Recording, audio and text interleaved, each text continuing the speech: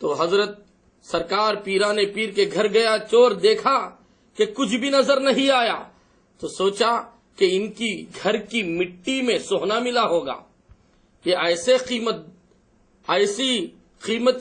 قیمتی لباس پہنتے ہیں اور ایسے لوازمات کھاتے ہیں کہ یہ ضرور بہت بڑے مالدار ہوں گے۔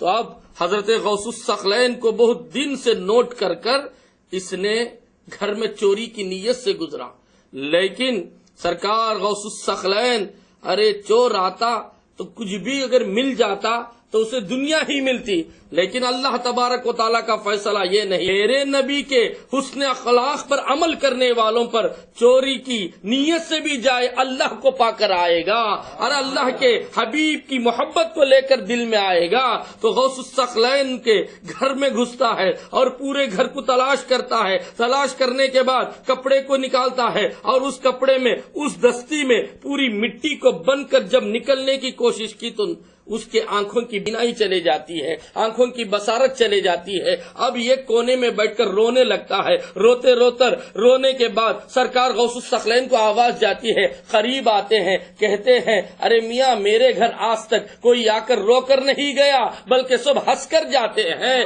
ارے میرے غوث اعظم کی کرامتوں کا ظہور تو ایسا ہے، ارے گھر تو گھر ان کے در کا کوئی ہو جائے اس کے گھر کو جا کر روتا نہیں بلکہ ہنس کے جاتا ہے۔ اولیاء اللہ کے آستانے پہ ہم اور آپ جاتے ہیں رونے کے لیے نہیں بلکہ ہنسنے کے لیے جاتے ہیں، اگر اس در پر جا کر ہم روئیں گے تو کس در پر جا کر ہنسیں گے؟ اس لیے اللہ والے کے گھر پہ جاتا ہے، کوئی بھی ایک عاشق جاتا ہے ہنسنے کے لیے جاتا ہے، خوش ہونے کے لیے جاتا ہے۔ ان کے پاس کون سی دولت تھی؟ وہی دولت حب رسول، نبی کا عشق، نبی کی محبت، نبی کے حسن اخلاق ان کے پاس تھے۔ سرکار غوث الثقلین پوچھتے ہیں ارے میاں اگر تو آنا ہی تھا دن میں آ جاتا تو اگر تیرا مسئلہ حل ہو جاتا۔ تو اس نے چلا کر کہا اے پیران پیر، میں دن میں آتا تو میں چوری کی نیت سے آیا ہوں، دن میں کیسے آتا؟ اس لیے رات میں آیا کہ رات میں چرا کر چلے جاؤں۔ تو غوث الثقلین کہتے ہیں اگر دن میں بھی تو آ جاتا تو تجھے کچھ نہ کچھ مل جاتا تھا،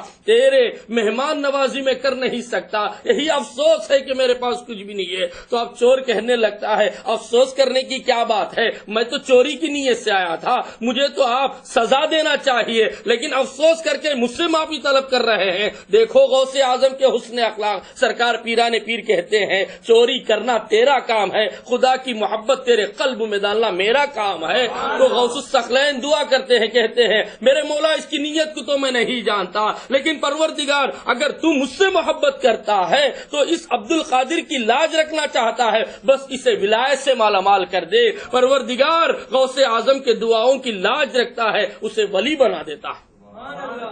یہ سرکار پیران پیر غوث اعظم جس نے حسن اخلاق کو بتا کر چور کو کلمہ پڑھا دیا۔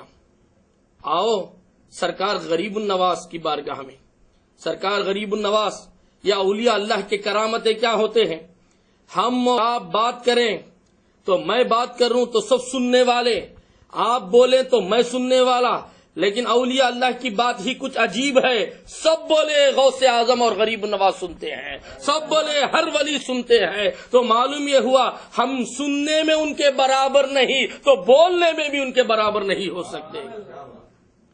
تو اب سرکار غریب النواز کو ختم کرنے کے ارادے سے ارے تلوار کو چھپا کر اپنے لباس میں چھپا کر لے کر گئے اور سرکار غریب النواز کی بارگاہ میں جاتا ہے اور بیٹھ جاتا ہے۔ بیٹھنے کے بعد سرکار غریب النواز پوری محفل ختم ہو جاتی ہے، غریب النواز سے قریب بلاتے ہیں، کہتے ہیں میں اکیلا ہوں، تو بھی اکیلا ہے، جس کام کے لیے تو آیا وہ مقصد تو پورا کر دے۔ تو حیرت میں پڑ گیا، کہنے لگا حضرت میرا مقصد کیا ہے، میرا مقصد آپ کہاں جانتے ہیں؟ تو آپ کہنے لگے ارے سب دیکھتے ہیں تو آنکھوں سے دیکھتے ہیں، ہم تو نبی کے حسن اخلاق اور ان کے نور نور سے دیکھتے ہیں، اس لیے تیرے دل کی بات بھی میں جانتا ہوں، تیرے ذہن کی بات بھی جانتا ہوں۔ اسی لیے کسی عاشق یہ کہتے ہیں تو دل میں تو آتا ہے سمجھ میں نہیں آتا، بس جان گیا میں تیری پہچان یہی ہے۔ اے غریب النواز، آپ کو تو میں ختم کرنے کے ارادے سے آیا تھا، لیکن آپ کی تقریر کو میں نے سنا،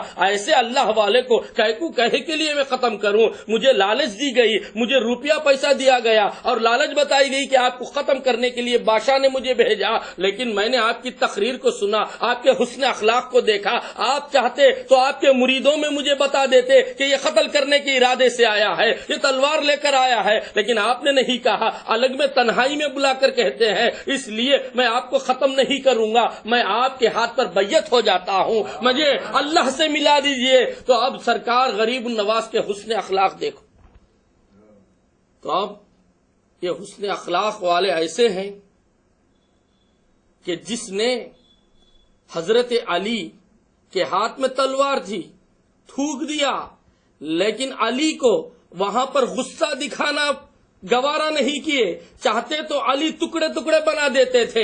ارے خیبر کے دروازے کو ایک ہاتھ میں نکالنے والے کیا اس کے گردن کو نہیں نکالتے تھے؟ نہیں، وہاں یہ جنگ بتا نہیں تھا، اگر وہ تھوکنے کے بعد قتل کر دیتے تو اپنے نفس کے لیے قتل کرنا ہوتا تھا۔ تو علی نے نفس کی ختم کر کے، نفس کو ختم کر کے یہ بتا دیا میں نبی کو فالو کرنے والا ہوں، حسن اخلاق دکھاؤں گا، تجھے معاف کر دوں گا۔ تو اب یہ معافی کو دیکھ کر ارے علی کے قدموں پر اس نے کلمہ پڑھ لیا۔ تو اسی طریقے سے علی کی محبت کا دم بھرنے والے تھپڑ لگائے تو امام ابو حنیفہ اسے معاف کر دیتے ہیں اور کہتے ہیں اللہ مجھے موقع دے، اس کے فضل سے تجھے جنت میں لے کر جاؤں گا۔ اور اسی طریقے سے غوث الثقلین ولی بنا کر اسے بھیجتے ہیں گھر سے، چور بن کے گیا ان کے گھر پہ اور نکلا تو ولی بن کے نکلا۔ یہ در ہے میرے غوث اعظم کا۔ اور غریب النواز کو قتل کرنے کی نیت سے گیا، لیکن میرے غریب النواز کا آستانہ، میرے غریب النواز کی خانقاہ تو ایسی خانقاہ ہے، ارے آج بھی غریب النواز کی محبت رکھنے والے ارے اسی طریقے سے حسن اخلاق کی باتیں کرتے ہیں، حسن اخلاق پر عمل کرتے ہیں۔ غریب النواز کی محبت رکھنے والے عاشق غریب النواز جتنے بھی ہوتے ہیں، آؤ جا کر دیکھو، ارے اجمیر کی سرزمین پر جا کر دیکھو، غریب النواز سے محبت کرنے والے ایسے ہیں۔ اگر کہہ دے ارے خدا کا واسطہ دے تو اسے 1 روپیہ نہیں ملتا، لیکن میرے غریب النواز کا واسطہ دے دے تو اسے کھلا کر پلا کر بھیجتے ہیں۔ ارے اجمیر میں رہنے والے، ارے ہندوستان کے کونے میں رہنے والے، ارے ہندوستان کے مسلمانوں پر نہیں بلکہ ساری کائنات کے مسلمانوں پر حکومت کرتے ہیں۔ کیوں؟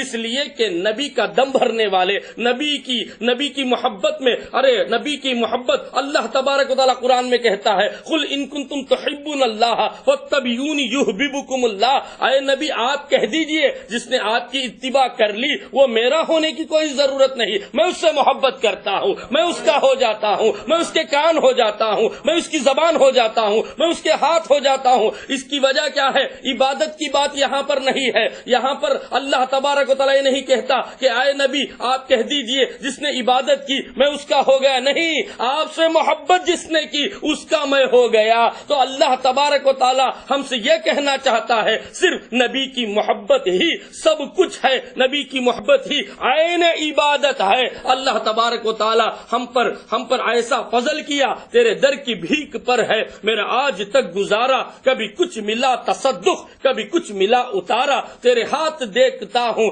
تو جہاں کا راج سارا، میری مغفرت کو بس ہے تیرا صرف ایک اشارہ۔ وآخر الدعوانا ان الحمد للہ رب العالمین۔